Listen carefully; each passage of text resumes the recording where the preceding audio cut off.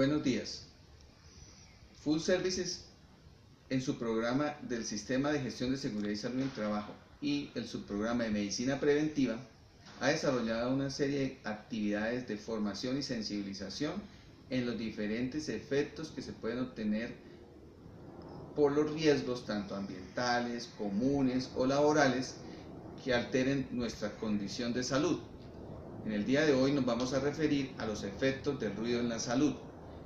Cuando hablamos de los efectos del ruido en la salud, es a qué más sistemas puede afectar adicionales a nuestro sistema auditivo.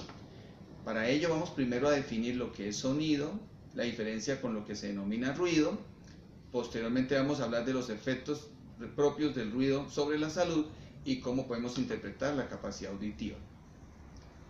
Cuando hablamos de sonido, es aquella sensación que percibe el oído a través de las vibraciones de las cosas y del medio ambiente, que se interpreta a través del oído medio y se transmite por medios elásticos, que es precisamente la membrana timpánica. El sonido audible para los seres humanos es una transformación de la energía de la presión del aire en energía mecánica que el cerebro le interpreta como un sonido, y es lo que vamos nosotros posteriormente a hacer para la comunicación o para nuestra habla. Cuando hablamos del ruido, el ruido tiene un componente subjetivo que es la percepción individual frente a un sonido. Cuando hablamos del ruido con las personas, hay personas que no les gusta un determinado sonido, una determinada melodía, y para ellos, por ejemplo, eso es ruido. Puede ser que para otros sea bueno, independiente del nivel que sea alto o bajo. Sin embargo, para hablar de ruido propiamente dicho, la ley en Colombia define al ruido aquella exposición a un nivel de presión sonora mayor a 85 decibeles. Si estamos expuestos a más de 85 decibeles, no debemos trabajar más de 8 horas diarias y debemos hacer uso permanente de elementos de protección personal, los cuales son suministrados por la empresa.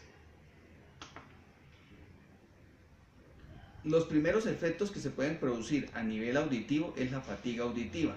Cuando hablamos de fatiga auditiva, estamos hablando de aquella percepción de pérdida de la audición, pero que se recupera después de un periodo corto de descanso o de ausencia del factor desencadenante que fue el ruido.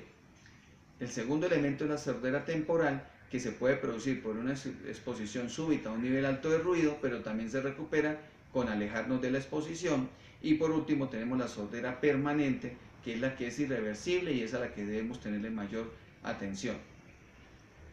Otros efectos que se producen del ruido pueden estar asociados con nivel neurológico, donde se puede generar irritación, fatiga y falta de concentración, dificultando el aprendizaje, dificultando el rendimiento en la labor que tenemos que hacer. Y ahí es cuando a veces tenemos que hacer reprocesos o se genera la necesidad de horas extras, más porque no alcanzamos a concentrarnos, se nos dificultó la concentración, que porque la tarea sea muy larga. Otro componente es alteraciones a nivel del sueño, en el cual puede ser una dificultad para conciliar, o sea, para quedarnos dormidos, u otra es que las personas duermen pero no descansan y amanecen como si no hubiesen descansado, cansados e irritados. Efectos secundarios también pueden estar asociados a alteraciones de glándulas endocrinas, donde se aumentan producciones de algunas hormonas que pueden llegar a producir aumento en la presión arterial, o trastornos intestinales, donde se aumenta el peristaltismo intestinal, pudiendo llegar a presentar diarrea. ¿Qué es la hipoacusia? Entonces, como les mencionaba, la hipoacusia es la pérdida de la capacidad auditiva secundaria a una alteración generalmente en el oído interno y que puede hacer un daño a nivel del nervio auditivo. Cuando es un daño del nervio auditivo se denomina hipoacusia neurosensorial y generalmente sí está asociada a exposiciones de ruido alta.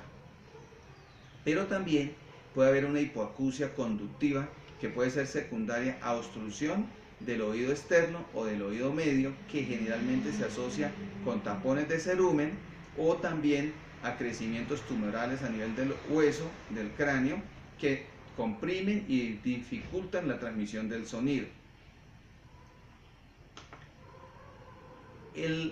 La audición está asociada muy de la mano junto con la visión y con el sistema osteoarticular en la preservación o en el equilibrio.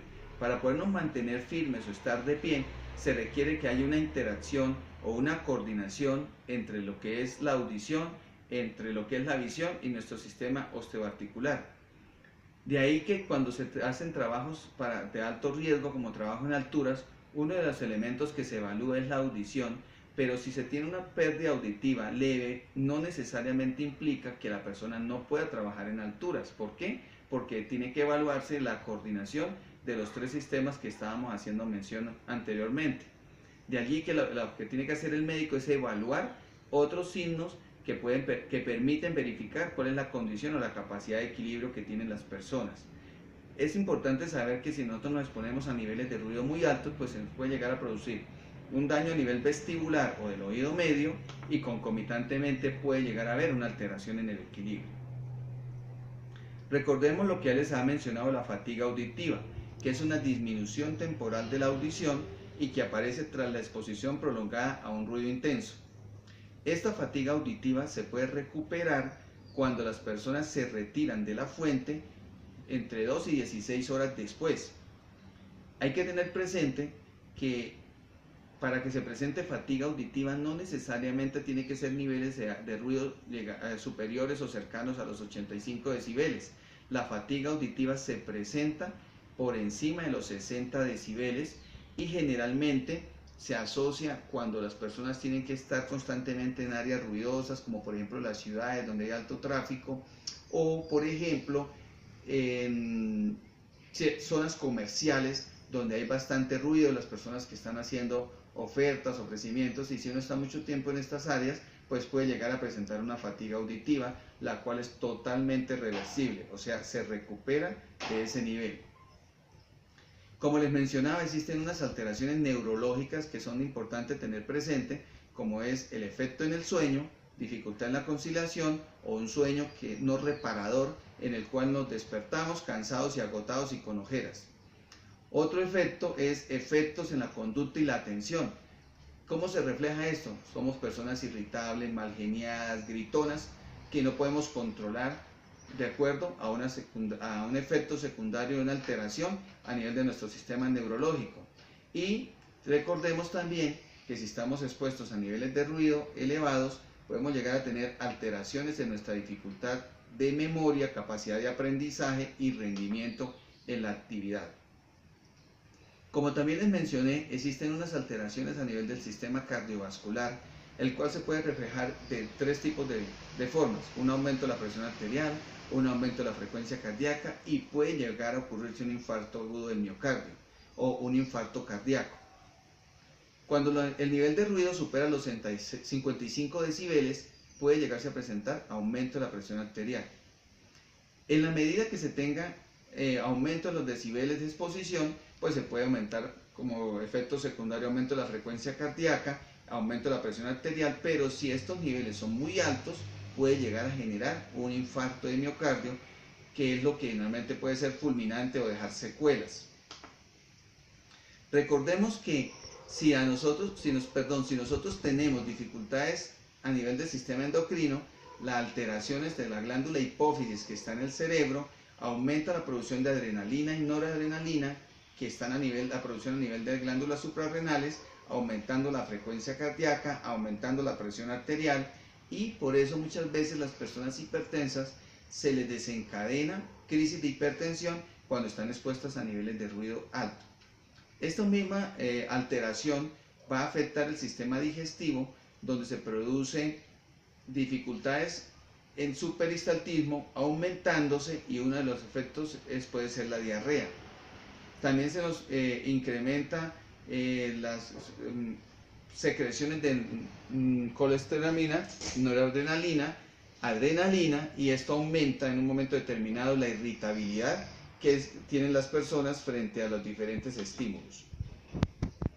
¿Cómo evaluamos la capacidad auditiva en las personas? Lo hacemos mediante la realización de la audiometría.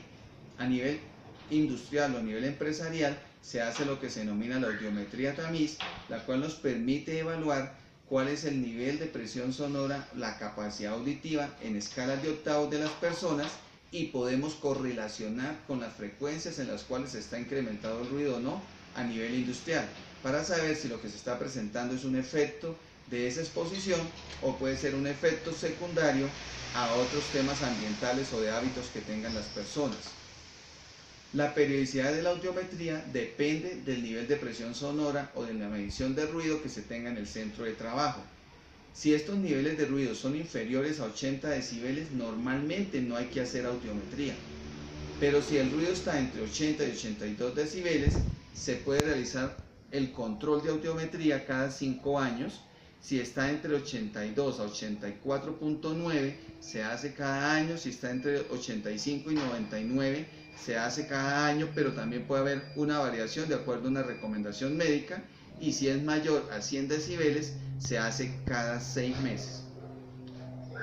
La audiometría es muy importante evaluarla porque las personas tenemos diferente vulnerabilidad o susceptibilidad frente al ruido y podemos presentar alteraciones aún en niveles bajos de ruido.